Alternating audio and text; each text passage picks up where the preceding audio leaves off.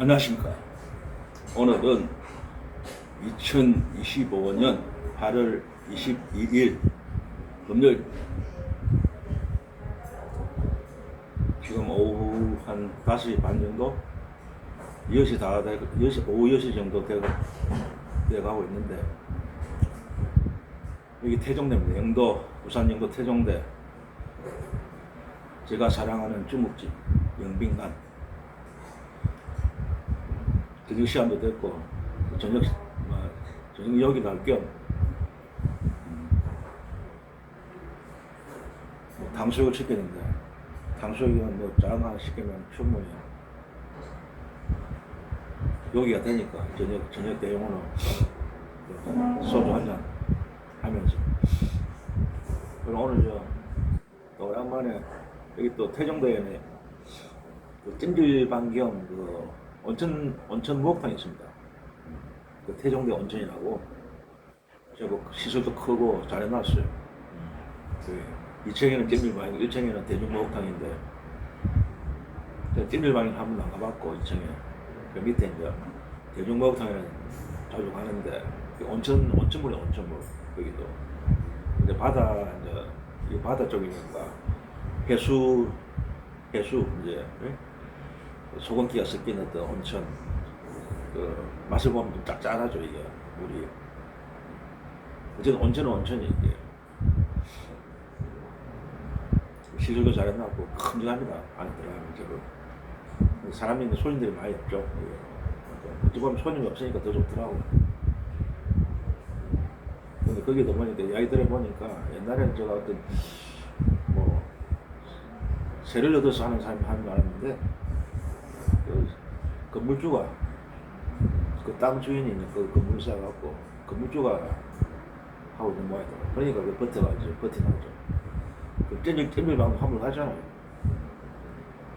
찜질방이 뭐 옛날에 한참 인기 좋을 때는 막 울지 나왔는데, 요즘에는 별로죠. 만약에 물세를 이제 세를 얻어가고 많이 하는 사람 같은 건 못 버티죠. 그러니까 내가 알아보니까, 물어보니까 건물주가 돈 많은 건물주다고 이 동네에 유지더라고. 유지 버스 회사, 여기 버스에서도 경영하고, 그런 이제 이 지역 유지가 알부자죠. 그런 분이 이제 자기 건물에 이제 하니까 버티 나가는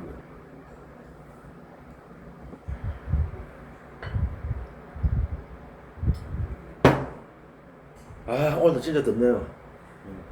연매 더위가 언제 말을 해줄지 참. 진짜 작년에도 더위가 오래 갔죠. 그건 9월 중순까지 아마 더웠을 겁니다.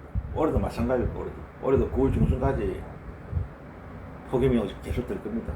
9월 한 말쯤 가야 좀 진짜 가을 맛이, 소가을 맛이 좀 날까. 9월 중순까지는 계속 더울 거예요. 네. 기후 온난화 때문에 기후 온난화 때문에 그렇다는데, 여름은 길어지고 봄 가을은 짧아지고.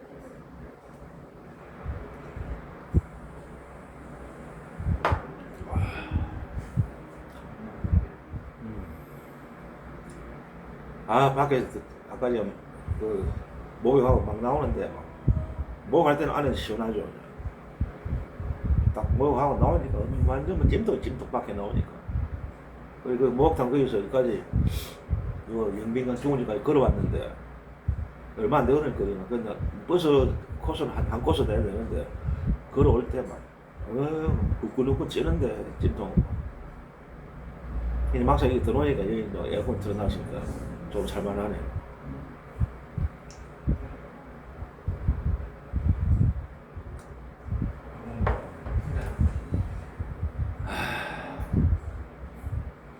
오늘 또 무슨 이야기를 좀 해볼까요? 어쨌든 정치 이야기를 좀 해야 되는데, 도로면 정치. 우리 요새 구독자님도 좀 마음이 안 편하죠? 저도 별로 마음이 안 편해요. 대부분 우리 이제 이재명 대통령 지지하신 분들은, 민주당을 지지하고 이재명 대통령 지지하신 분들은 이재명 대통령이 참 온갖 고난과 역경을 이겨내고 대통령이 심하면은 참 어떤 이제 걱정이 좀 사라질 줄 알았는데 똑같아. 대통령 되기 전이나 되고 나서도 걱정은 똑같다. 어쩌면 더 어떤 대통령 취임하고 나서부터 더 큰 걱정이 자꾸 생긴다. 되기 전에 아유 대통령만 되면은 이재명 대통령이 응? 대통령만 취임하면은 아유 걱정이 없을 것 같다 이렇게 생각했는데 우리 착각했는데 대통령이 됐다고 모든 게 해결되겠습니까? 그 기득권 세력은 계속 도화리를 들고 있고 적폐 기득권 세력은 계속 권력을 쥐고 흔들고 있고 제가 그때 말씀할 때 했잖아. 대통령 하나 바뀐 거다.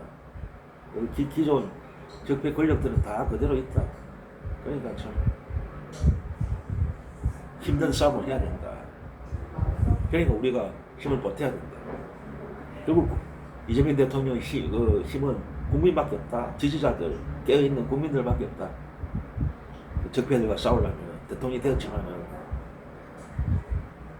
왜 그러냐면은 이재명 대통령이 민주공화국의 대통령이거든. 뭐 윤석열 같은 그런 놈들, 뭐 보수 국힘이나 이런 쪽에 걸린 놈들은 좀 법을 무시하고 뭐 강압적으로 독재적으로 하잖아.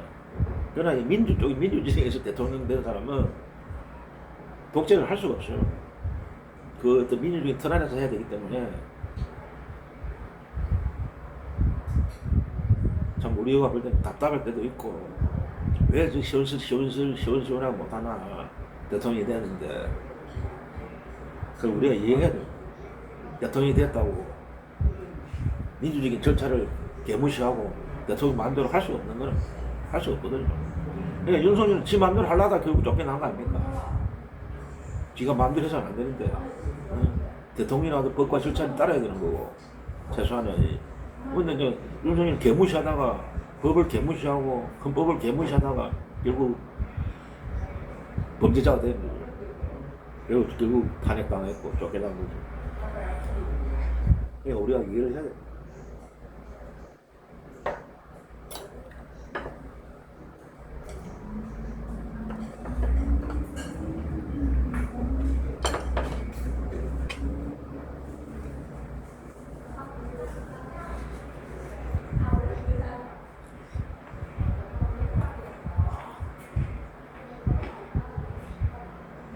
오늘 탕수육이 근데 바삭바삭하네.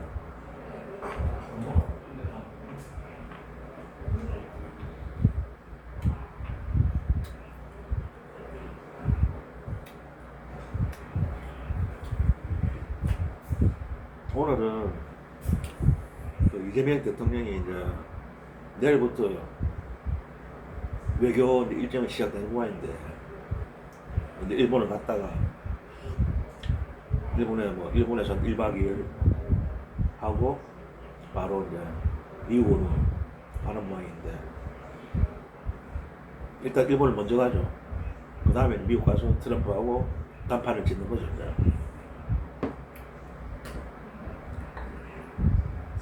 저도 뭐 외교에 대해서 어떤 전문적인 지식은 없지만은 제가 보는 입장에서 어떤 이재명 대통령의 외교 상황 외교 우리나라 요즘 상황 외교가 굉장히 중요하잖아요. 우리 주위에 상황이라는 강대국이 4개가 있잖아요. 미국, 중국, 뭐 일본, 러시아. 그 상황 외교를 진짜 잘해야 되는데 어쨌든 우리가 그런 그 강대국 그 상황보다는 우리 힘이 아직까지 약하잖아요. 국력이 아직 약하니까 진짜 그 외교를 잘해야 돼. 그 틈바구 그 강대국의 어떤 틈바구니에서 지혜롭게 외교를 해야 되는데 아마 뭐 이재명 대통령 잘 하시겠죠.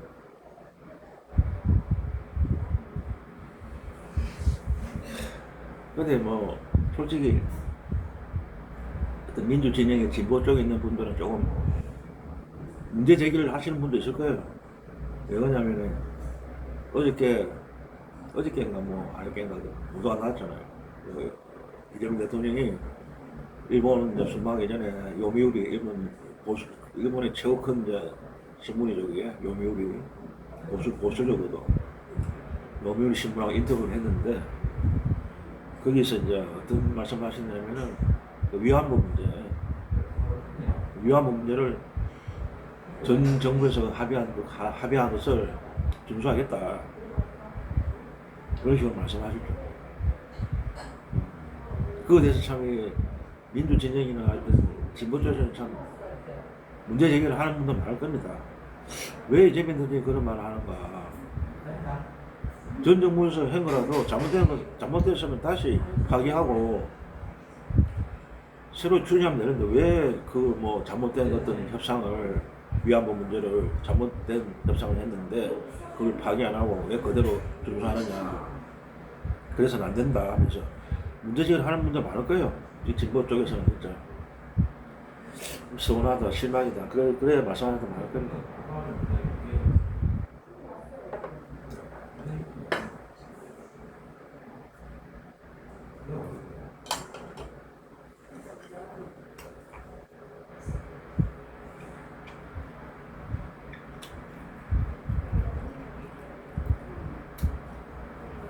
저도 문제는 있다고 봅니다. 이재명 대통령이 그래 한 게 제 채널 이름이 뭡니까? 당당한 나라잖아요. 당당한 나라. 저는 어떤 그 자주적인 외교, 어떤 당당한 외교를 주장하는 사람인데 우리가 뭐 꿀릴 게 뭐냐? 옛날에는 우리가 뭐 국력이 약해갖고 사대 강국에 끽소리 못하고 걸리다녔는데 이제는 우리도 어느 정도 국력이 신장됐으니까 많은 걸 우리가 확보해야 된다. 마냥 그 뭐 상황 강대국의 시기내로 해서는 안 된다. 그런 입장을 저도 항상 견지하고 있습니다. 당당한 대한민국이 돼야 된다. 그런데 이제 또 현실이 또 있으니까 마냥 우리가 뭐 사이다처럼 뭐 기분 좋게 솔직히 뭐 당당하게 이제 뭐 강대국하고 맞서고 이러면 참 좋겠는데 현실은 아직 우리가 그래 할 수 없는 것 같아요. 보니까 이재명 대통령도 그걸 인정하시는 것 같아요. 이재명 대통령도 그 야당 시절에는 그 위안부 합의가 문제였다고 얼마나 문제 제기했습니까? 이번에도 보니까 그 전제가 있더라고. 물론 그 과거 정부에서 위안부 문제를 위안부 문제를 합의한 거는 문제가 있다, 잘못된 거다. 그러나 이미 이제 국가 간에 체결됐기 때문에 그걸 다 무시할 수는 없다. 나눌 수밖에 없다. 잘못됐지만 어떤 국가 간의 어떤 약속이기 때문에 지킬 수밖에 없다. 그런 식으로 말씀을 하시더라고요. 그 말도 맞기는 맞는 거 아닌데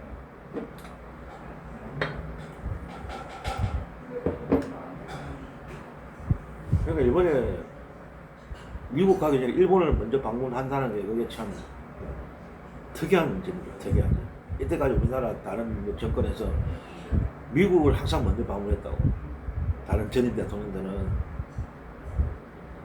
그게 왜냐면 우리가 최고 우리가 쉽게 말하면 뭐 중시 여기는 나라가 넘버원이 미국이니까. 미국을 먼저 가고 그 다음으로 뭐 일본이나 중국이나 러시아 갔는데 이번엔 일본을 먼저 간다. 그게 좀 이상하다는 거지.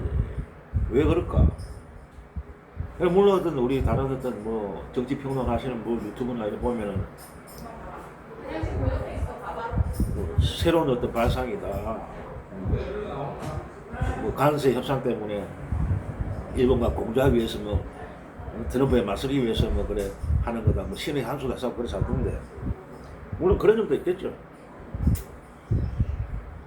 기존의 어떤 관례를 깨고 일본을 먼저 간다는 건 미국에 대한 어떤 일본과 어떤 관세 협상에서 같이 하겠다는 어떤 경고가 될 수도 있고 미국에 트럼프한테. 그런데 저는 그렇게 보지 않습니다. 물론 그런 우리가 소속되지 않을 수는 없지만은 왜 일본을 먼저 가느냐 그에 대해서 우리가 뭐 그 진실을 우리는 뭐 알 수는 없는데 제가 보는 견해에서는 미국의 어떤 용인이랄까? 미국의 어떤 어떤 그 압력이 있지 않았나. 용인이 아니고 미국의 압력이 트럼프 쪽에 압력이 있지 않았나 그런 생각이 들더라고.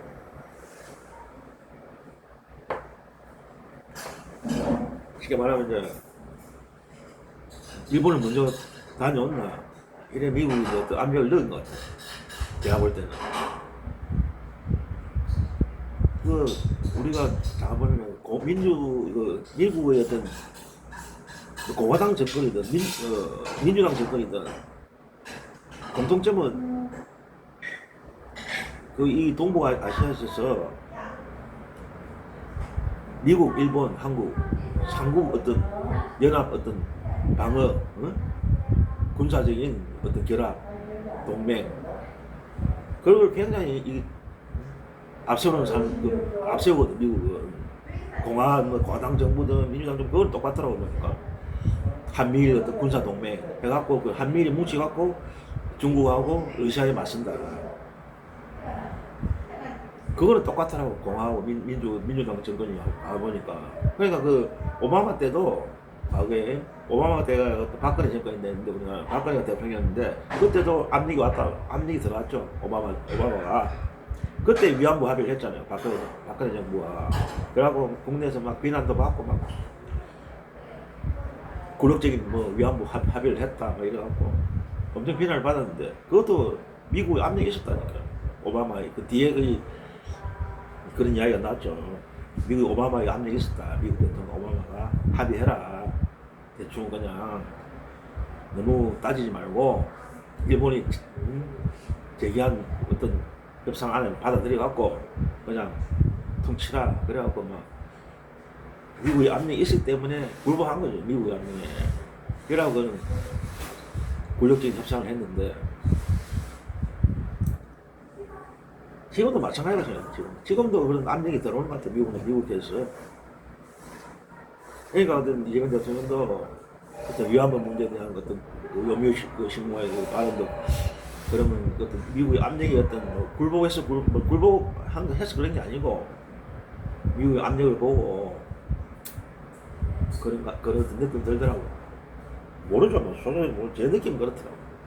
미국의 압력이 있지 않았나. 그러니까 먼저 일본을 다녀와갖고 3자 어떤 한미일 동맹을 강화하라. 그런 압력이 있을 것 같아요.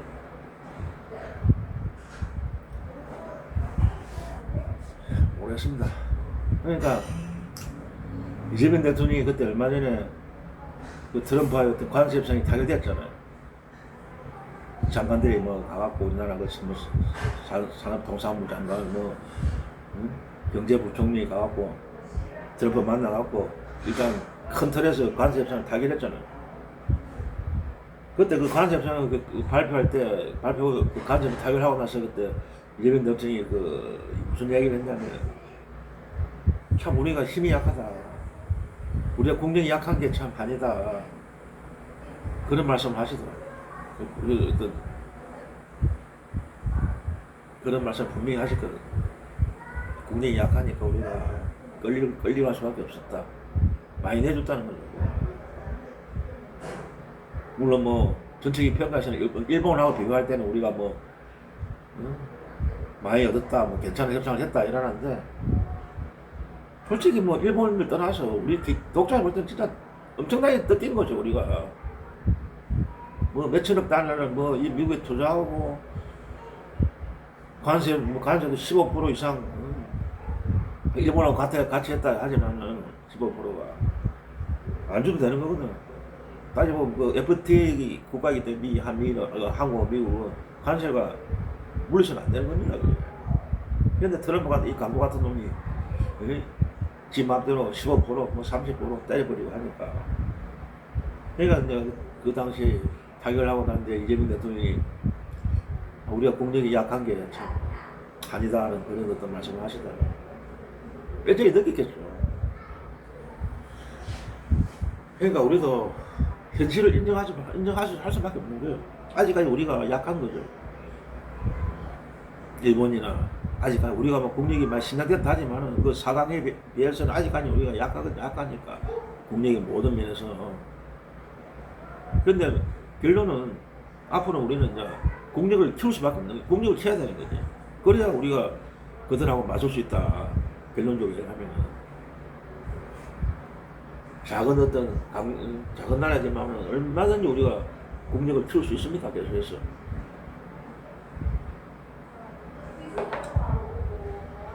강소국이더니 강소국. 진짜 지금부터 계속 국력을 키워야 되는 거죠. 그러면은 우리가 진짜 국력이 앞으로 엄청나게 계속 뭐 성장하고 국력이 강해지면은 사강도는 함부로 못하는 거예요. 지금 말하면 예를 들면 이스라엘. 그 중동의 이스라엘이죠, 이스라엘. 이스라엘 같은 경우가 돼야 되는 거지. 물론 이스라엘 나라 좀 문제가 좀 있는 나라지만은 막 정쟁을 일으키고 하는 것도 있지만은 냉정하게 볼 때는 진짜 그 이스라엘 나라는 진짜 강대국들도 함부로 못하는 나라 되면 아닙니까? 미국도 함부로 못하고. 물론 이제 미국을 지배하는 그 엘리트들이 지배 계층이 뭐 정치, 경제 뭐 모든 걸 유태인들이 다 지고 있기 때문에 미국도 이스라엘하고 같은 편분 건 건데 사실 미국이랑 이스라엘 같은 나라야 어찌 보면은 유대인들이 뭐 미국 사회를 지배하는 그런 형태가 되었기 때문에 그러니까 미국 뭐 백 믿고 이스라엘 더 서치는 것도 있지만은 이스라엘 또 자체 그 나라도 엄청난 강한 나라입니다. 그게 그 나라가 땅덩이는 우리나라보다 남한보다 엄청 더 적죠. 인구도 뭐 얼마 안 되고.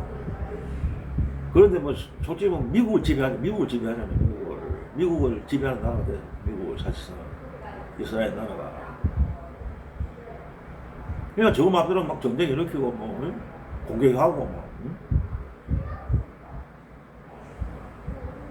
사실상 그 이스라엘은 사실상 핵 보유고요. 핵 보유고 뭐 핵실험만 안 했다 뿐이지 언제든지 핵을 뭐 사실상 핵 보유요. 언제든지 뭐 핵을 뭐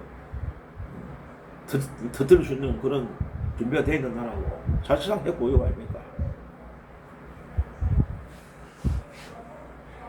그러니까 우리가 우리 힘을 키울 수밖에 없는 거죠. 계속해서 엄청난 우리가 국력을 계속 신장해야 돼. 그래야 강대국들이 우리를 함부로 못하고 우리가 당당하게 그들하고 맞설 수 있는 겁니다. 아직까지 우리가 약하다, 국력이. 그러니까 참 기분 나쁘지만은 우리가 굴복 아닌 굴복을 해야 되는 거고.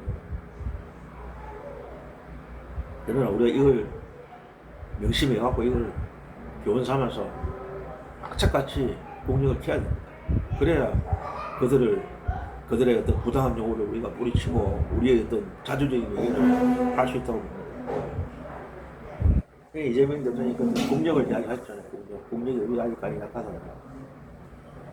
공감이 가더라고요. 근데 우리가 그런 면에서 좀 실망스러운 면도 있지만은 이재명 대통령의 어떤 대일 외교라든지 위안부 문제라든지 뭐 미국의 트럼프의 관세 협상에서 우리가 불리한 협상을 할 겁니다. 우리한테 이득이 되는 완전 이득되는 협상은 안 되는 거고 최소한 우리가 손해를 덜 보고 다른 나라에 비해서 그래서 우리가 또 그나마 현 위치에서 우리가 또 요구할 수 있는 거는 받아내고 완전히 뭐 우리만 손해보는 그런 협상을 하진 않을 겁니다. 그 우리의 현 정부의 그 입장을 우리가 이해해주고 지지해주는 수밖에 없습니다. 현 상태에서 가장 우리가 실리를 챙긴다. 그게 실력 외교 아닙니까?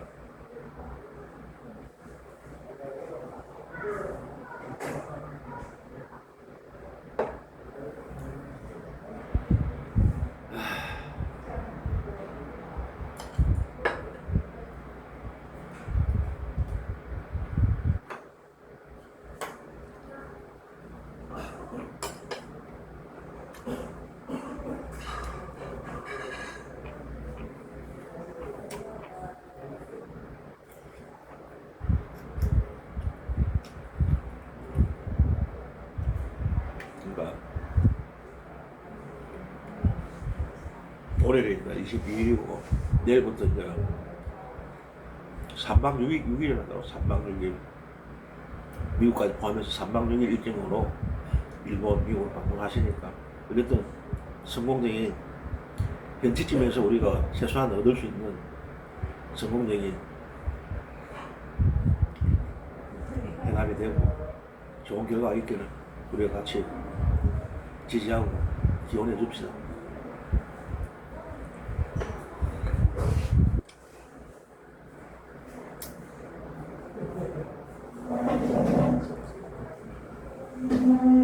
그러고 참 이재명 대통령이 참 지금도 참 이해 안 되는 게 왜 정청래하고 민주당이 노란봉투법을 그게 빨리 통과를 시켜야 되는데 그거는 밀어버리고 그래 급하지도 그 방송법을 왜 하는지 참 이해가 안 된다고. 이재명 대통령은 노란봉투법을 빨리 통과시키려 주문을 했는데 밑딱선 타버리고 뭐 다음에 처리한다 이룬다 처리하기는 하되 문제는 방송법을 처리한다. 방송법은 얼마든지 좀 늦게 해도 되는 겁니다. 더 완화할 것도 없고 그게 가장 시급한 게 노란봉투법이야. 그 상법하고 지금 노란봉투법을 빨리 안 통과하시고 미정미정하고 있으니까 그 그걸 반대하는 것들 그 재벌이나 김근장처럼 그리고 적폐 언론들 또 국힘 지금 총무사하잖아요. 그 노란봉투법 하면은 뭐 경제가 파탄된다 해서 막 국힘에서는 뭐 그 노란봉투법 뭐 경제에 내란하자 해서 경제가 내란되는 그런 법이 돼서 그런 공간을 치우고 막 지금 공개하고 있잖아. 재벌들, 조중동, 종편, 국힘. 그래, 그게 가장 반대할 그 기득권층에서 안 좋아하는 법이란 말입니다. 그게 노란봉투법이. 그거는 노란봉투법이라는 거는 노동자들을 위한 법이거든요. 노동약자, 우리나라에 약자를 위한 법인데, 기득권층들은 그 굉장히 안 좋아하는 거지. 이때까지 저 마음대로 했는데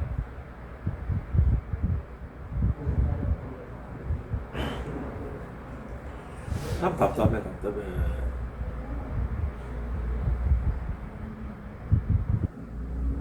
어쨌든 좀 늦어도 그 원한 그대로 통과시켜야 돼. 원한 그대로. 그래갖고 뭐 하려고 또 수정하고 바꾸고 이러면 그거는 그 중대재해처벌법처럼 문재인 정부 때 통과시킨 중대재해처벌법 완전 누더기 법안 아무 효과도 없는 무력한 그런 말만 중대재해처벌이지 수정하고 또 바꿔갖고 아무 효력도 사고의 어떤 산들한 그 예방도 전혀 안 되는 그냥 효율 좋은 그냥 중대재해법만 문재인 때 통과시키듯이 노란봉투법도 좀 누더기 법이 될 것 같아요. 이런 이슈 가다가는 밀리는 거지. 반발이 워낙 강하니 있으니까. 그러니까 그런 거는 빨리빨리 해줘야 되는 거지. 진짜 진짜 정청래라는 인간 진짜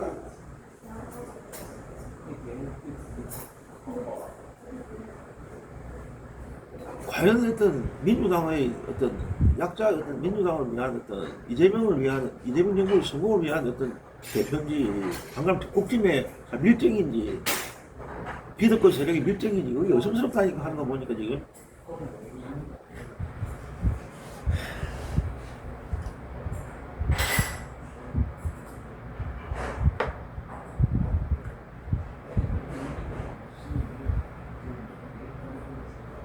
그게 노란봉투법이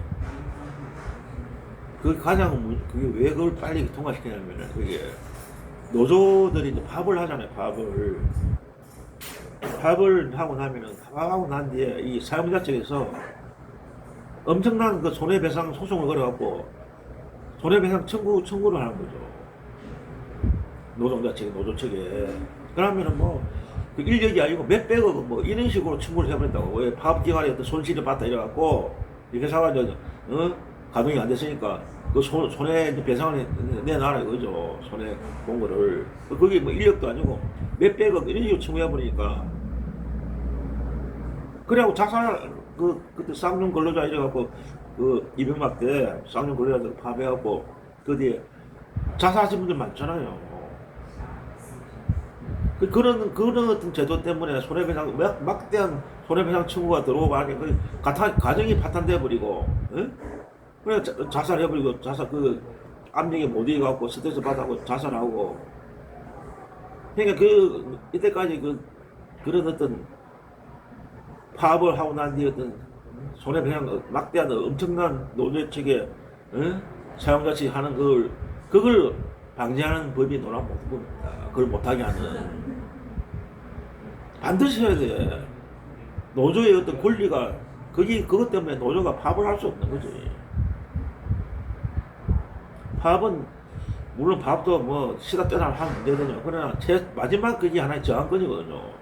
그 노동자들의 그 파업권이 보장 안 되는 거는 안 되기 때문에 그 손해배상 청구 때문에 그런 거를 이제 못하게 하는 그런 법인데, 그러기 가장 진짜 시급한 법인데 그런 거에 뭐 산재라든지 그런 거 다 연관돼 있다고. 지금 산재 사고 나는 것도 다 그런 어떤 노란봉투법 그런 게 통과 안 되기 때문에 산재가 계속 일어나고 있는 거고.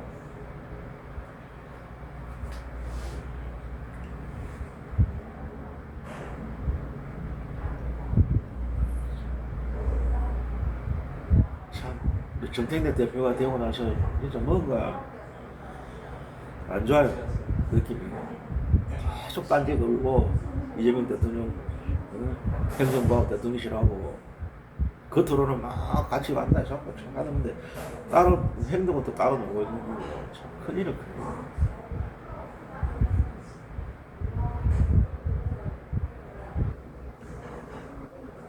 그러니까 우리가 감시하고 비난하고 진짜 만약에 계속 이런 형태가 되면 쫓아내야 돼요. 쫓아내야 돼요.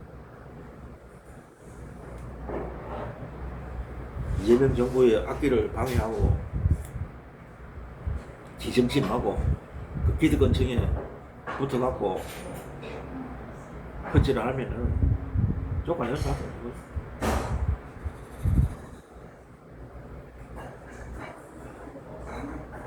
그리고 또 오늘 제가 또 드리고 싶은 말은 자살 문제. 우리나라가 참 불명예스럽게 세계 1위 하는 게 참 많습니다. 산재 사고도 거의 1, 2위, 세계 1, 2위 할 겁니다. 산재 사고율도 그렇고, 그러고 자살률, 그러고 또 교통사고 그런 거. 그 세계 뭐 10위 경제 선진국이 가는데 참 진짜 구진국스럽죠. 그런 거 행복 대한민국 선진국이 아니 아니구나. 구진국이 무슨 선진국입니까 대한민국이. 경제력만 경제적인 어떤 부피만 규모만 크나다면 그게 선진국입니까? 모든 경제력하고 모든 어떤 사회적인 어떤 제도 그런 게 선진화돼야지.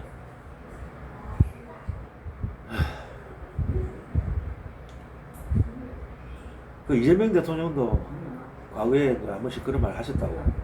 자살에 대해서.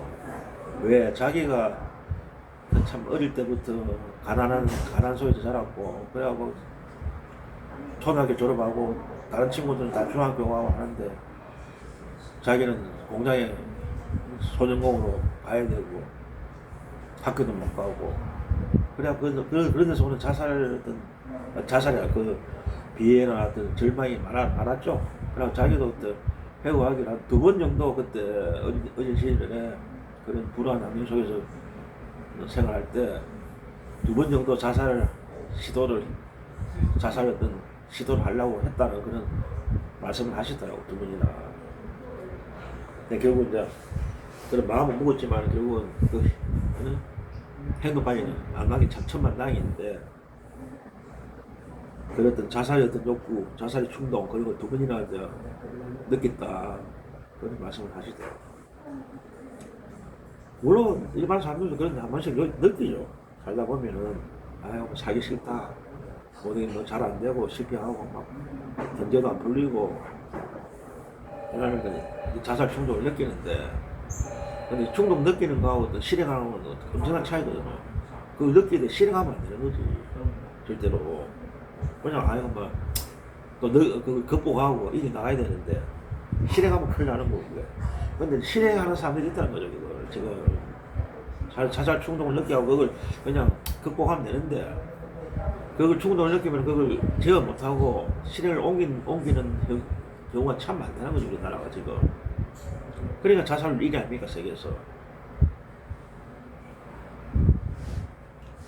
왜 제가 이런 이야기를 하냐면 저도 솔직히 이런 거는 별 생각 안 했거든요. 자살에 대해서는. 근데 얼마 전에 며칠 전에 우리 내 사는 동네에서 자살 사건이 일어났거든. 나는 물론 전혀 모르는 사람인데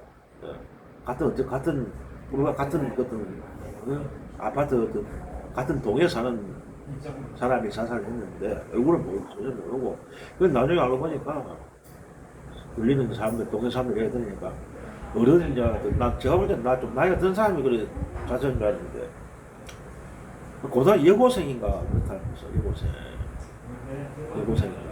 여고생이 자살한 거죠. 얘기 들어보니까 그것도 아파트 이제 자기 사는 아파트 동에 맨 꼭대기 15층에 올라가고 그 새벽에 아마 자기 집이 청수가 자기 사는 집이 이제 우리 부모님도 같이 살았겠죠.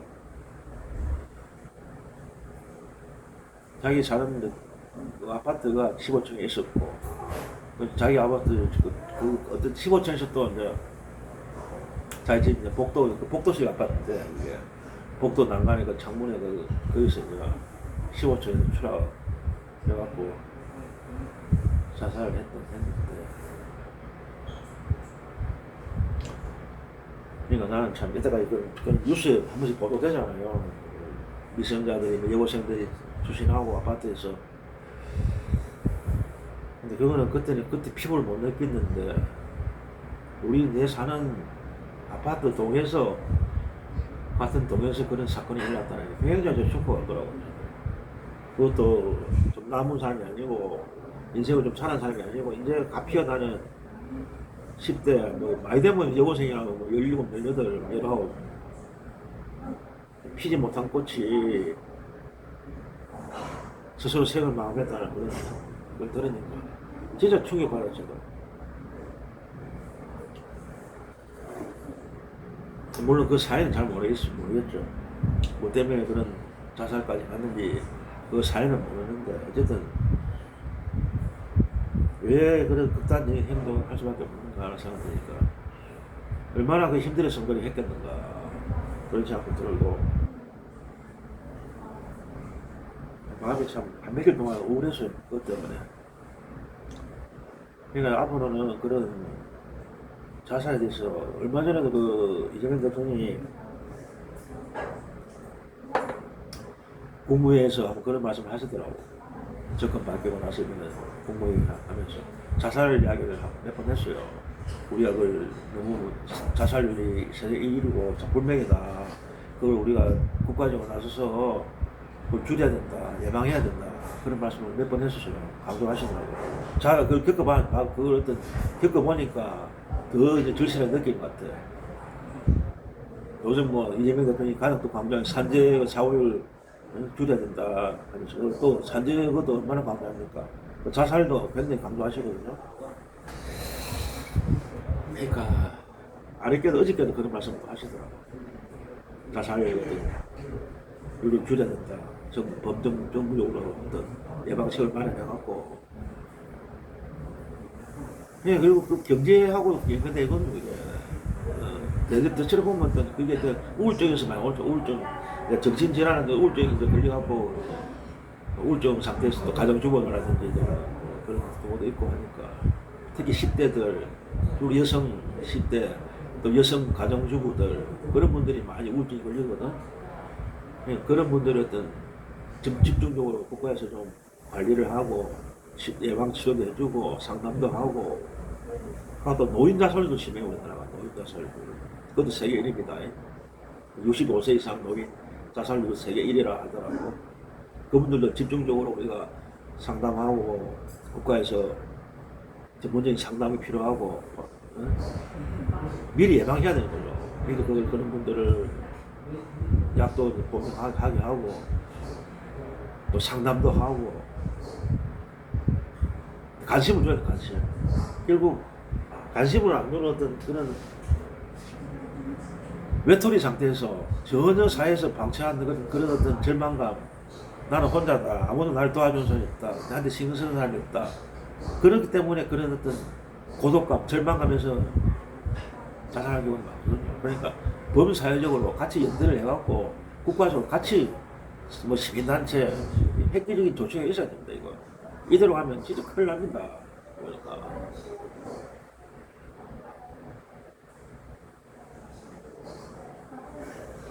그냥 빚 좀 계산구지 뭐 선진국 되면 뭐합니까? 선진국 경제력이 발전하고 돈이 많이 나고 나라가 우강하고 경제력이 세갖고 부강하게 맞으면 뭐합니까? 정신이 피폐하고 절망적인 어떤 사회에 살 의욕이 없어갖고 자살하는 사람들이 덕실덕실하면 그게 선진국입니까? 이 세상이 살기 싫으니까 가는 거 아닙니까? 살 맛이 안 나니까. 그러니까 누구나 살만 나는 세상이 될 수 있도록 또 돈이 있어야 되는 게 아니고 돈 많다고 이 행복한 게 아니거든요. 그러니까 이재명 대통령도 그런 말씀을 자주 했기 때문에 저도 제가 말 안 해도 막 배명 안에서 알겠지만 진짜 검정부적으로 이재명 정부 안에서는 산재율도 엄청나게 거의 뭐 선진국 수준으로 감소시켜야 되고 자살률도 완전히 엄청나게 감소시키는 그런 획기적인 대안을 마련해야 된다. 그런 말씀을 오늘 드리고 싶습니다. 이재명 대통령께서 그런 걸 신경 쓰실 겁니다. 산재하고 자살을 감소하시는 분이기 때문에 자살 예방에는. 아휴, 오늘 뭐 또 두 수 없이 이야기를 짓거려 봤습니다. 여기가 에어컨을 틀어나기 시원하게 또 밖에 나가면 엄청 더울 겁니다. 또. 지금 뭐 해는 짓는데도 밖에 나오면 후끈후끈할 거예요. 네, 오늘은 여기서 또 줄이겠습니다. 줄이고 우리 또 이재명 대통령 지지하시는 깨어있는 우리 민주 시민들 뭐라고 구독자분들 용기 잃지 말고 계속 우리는 이재명 정부의 성공을 위해서 가열차게 계속 지지를 하고 그리고 다음에 또 뵐 때까지 안녕히 계시고 폭염에 건강 유의하시고 오늘은 마지막 구호가 뭐냐, 제가 하나 또 새로운 구호를 하나 개발했습니다. 뭐냐면 명성입니다. 명성. 이래가지고 뭐 통합, 안 그러면 뭐 투쟁, 안 그러면 뭐 통합, 통일 이런 구호를 뭐 한 번씩 했는데 마지막으로 구호할 때 오늘은 이제부터는 당분간 안 합니다. 앞으로 계속 그 마지막 구호는 명성으로 하겠습니다. 명성. 명은 뭐냐면 이재명 할 때 명, 이재명의 명, 성은 성공할 때 성. 그러니까 이재명 정부의 성공을 위해서 명성입니다. 이재명 정부의 성공을 위한 구호입니다. 명성. 자, 안녕히 계십시오. 명성.